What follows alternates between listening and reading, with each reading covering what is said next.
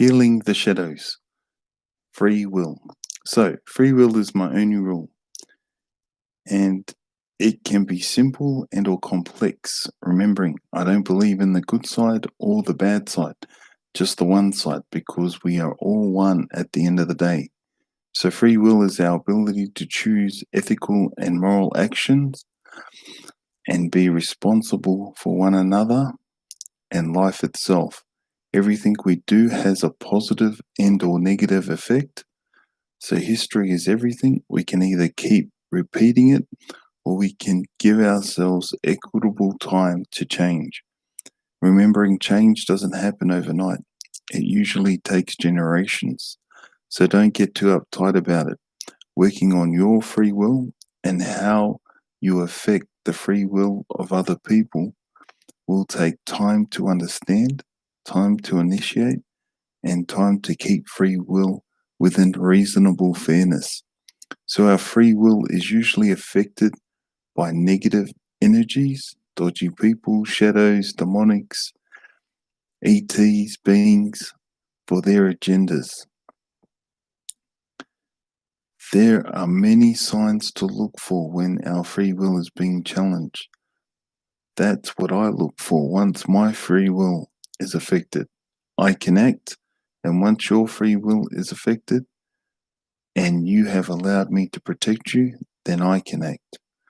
This episode is about healing the shadows and how we go about dealing with them once they challenge our free will. So, what do we expect once we encounter a shadow?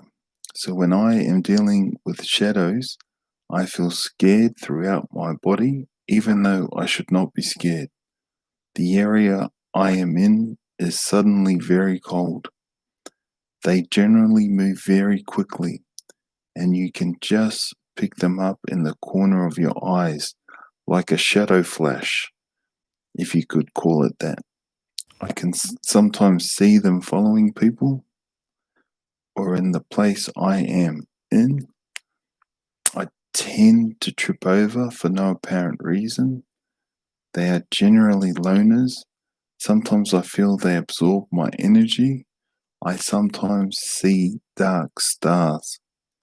These are all acknowledgements that what a shadow is doing to our free will when we are in their space and or if they come into our space. If you vibrate energy, especially a high one, it acts like a magnet to shadows because your energy is like a McDonald's, so they can feed off of your energy.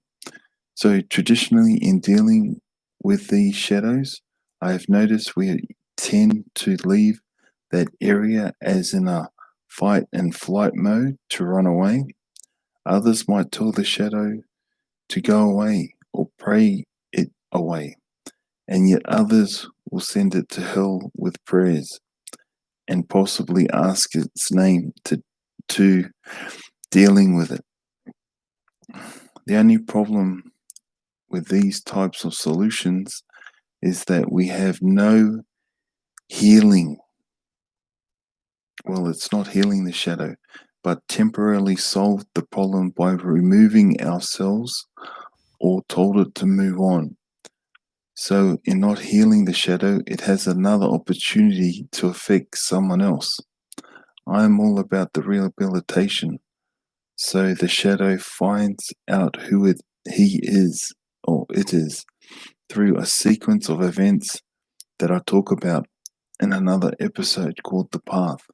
So know these shadows exist and there are solutions to healing them, which I talk about in another episode called The Path.